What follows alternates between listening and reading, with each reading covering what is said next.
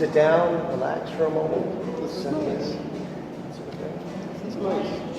Enjoying a breakfast beer. A little breakfast beer. Yeah. Breakfast beer. Hello, my name is John Durant Jr. Welcome to Beer That Tastes Like Beer. I'm here today with my friend Brad Howard. Hi, Brad. Hey, John. How you doing? I'm doing good. Thank you for inviting me. Absolutely. First off, you're a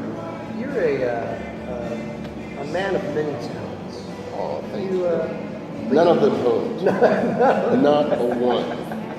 Now, I'm a flibberty gibbet. What makes you so attracted to beer? Beer. Oh my God, my love affair with beer started when I was but a child. But a child. Huh? It was with Natty Bo. Natty Bo. National Bohemian, the flag beer of the state of Maryland. The great, wait a minute. The great state of Maryland. Here's to Maryland. Here's to Maryland. Yeah,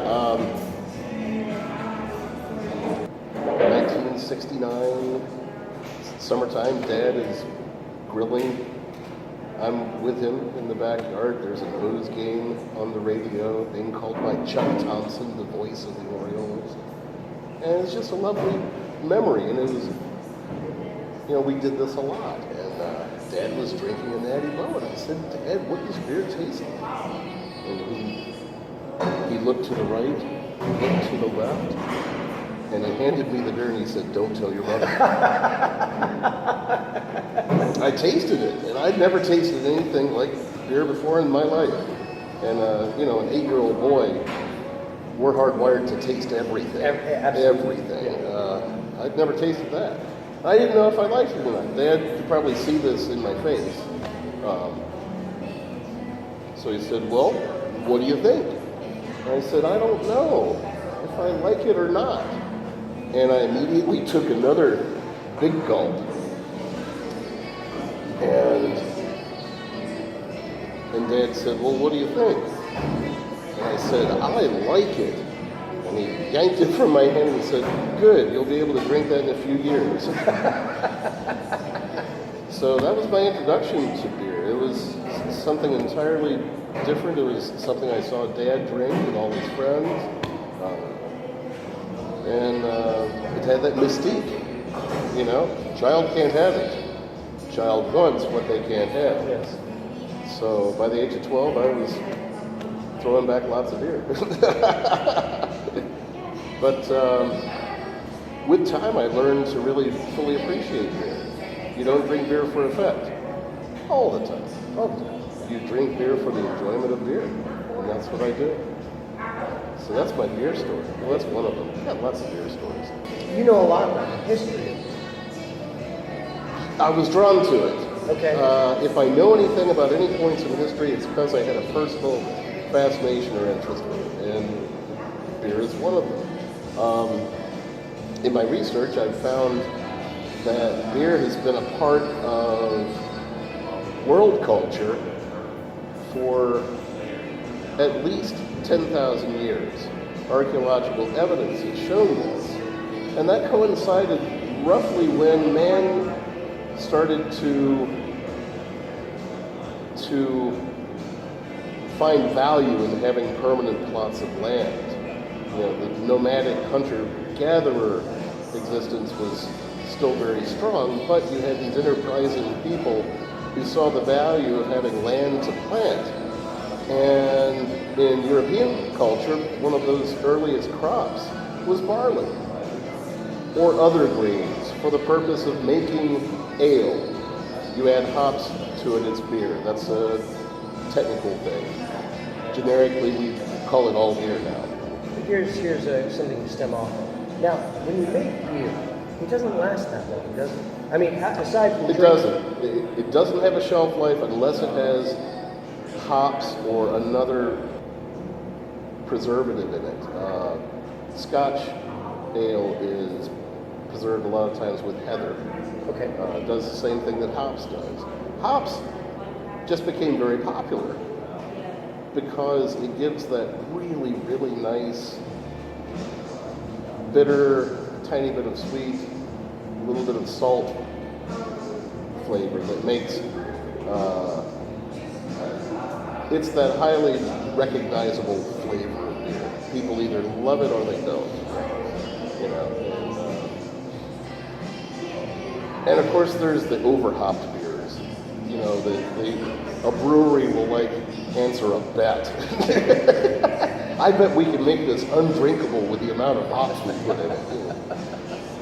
Hoptastic or Hopium or... Yeah, Apocalypse. That was the first one I tasted, and I thought, oh, I like hops.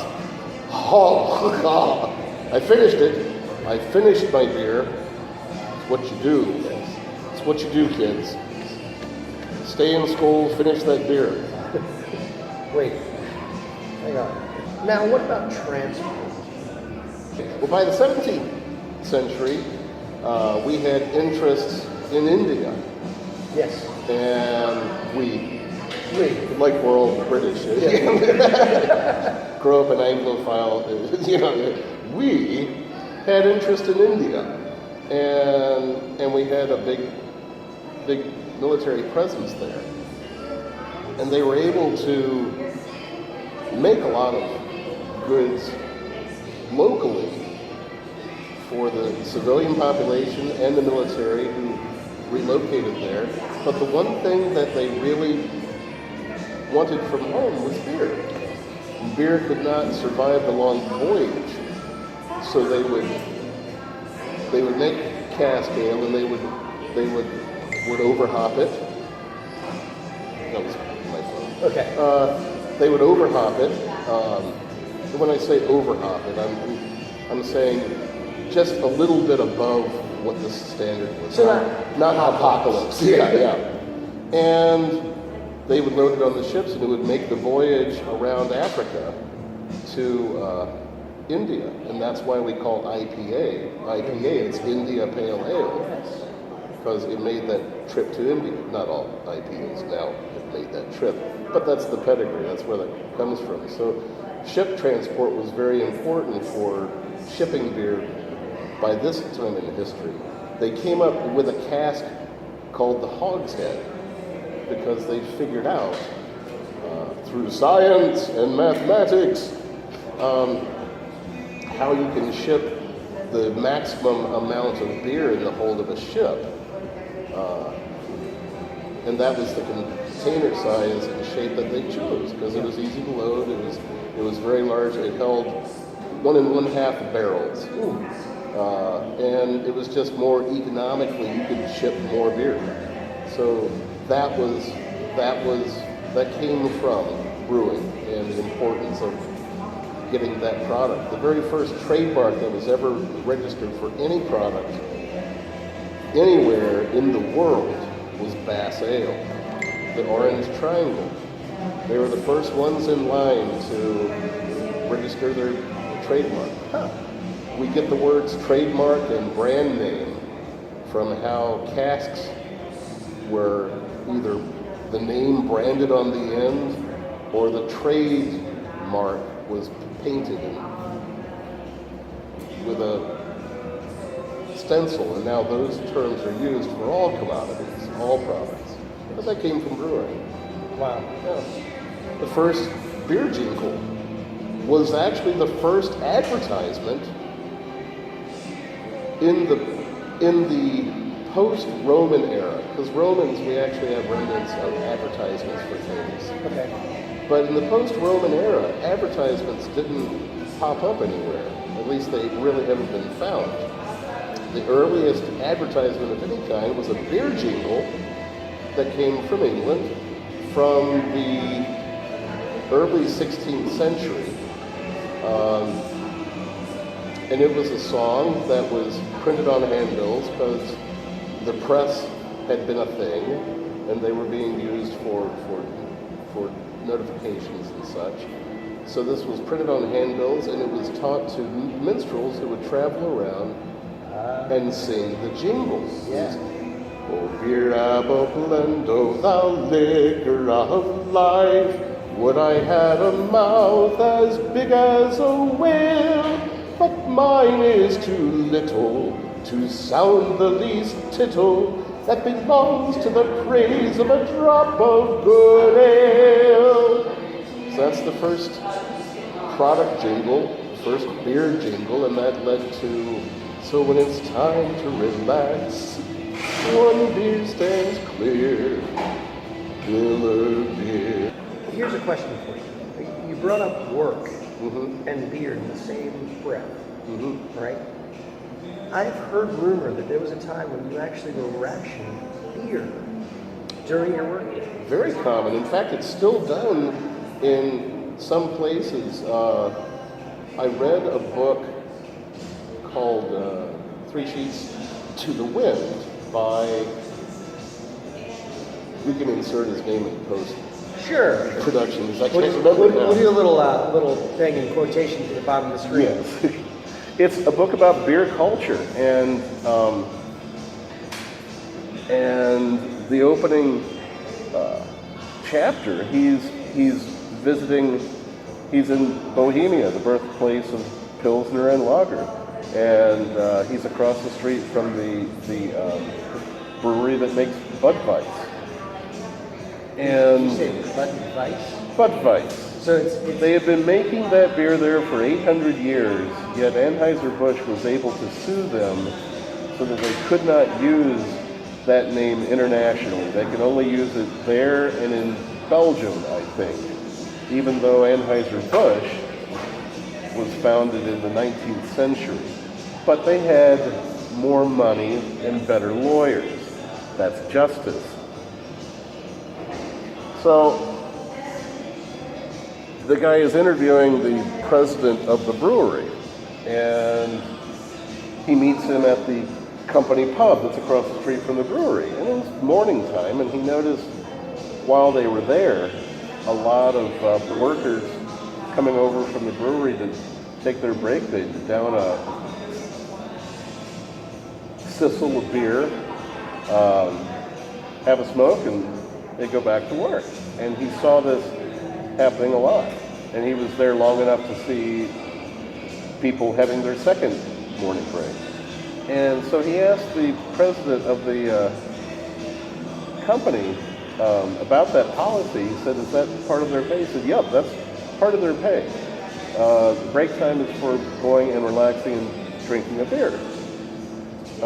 So it still happens in rare places, but during the Industrial Revolution, it was very important to keep, particularly in the steel mills of England, it was very important to keep the workers hydrated because they were working with blast furnaces, and water was iffy, but beer was safe. Yes. Because it was processed, and it was not uncommon to have like 2 to 3 to 4 quarts of beer on as part of your daily pay.